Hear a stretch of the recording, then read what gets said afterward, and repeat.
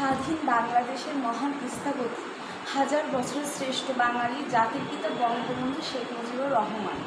কে জানত 1920 সালে জন্ম নেওয়া টুঙ্গিপাড়ার এই দুরন্ত শিশুটি তীরহারা ঢেউর সাগরে বাঙালি মুক্তির কাণ্ডারি হবেন।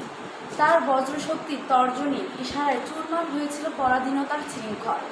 ঐতিহাসিক রেসকোর্স ময়দানে বঙ্গবন্ধুর 7ই মার্চের বলিষ্ঠ উচ্চারণে পাকিস্তানিরা বুঝে যায় তাদের অন্যায় অবিচার দিন শেষ।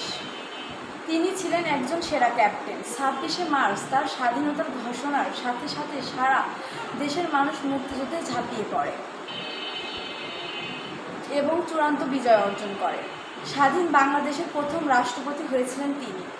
দেশের অর্থসামাজিক উন্নয়নের জন্য তিনি অক্লান্ত পরিশ্রম করেছিলেন, কিন্তু দেশি বিদেশি ষড়যন্ত্রেও শিকার হয়েও ঘাতকেরা তাকে নির্মমভাবে হত্যা করে।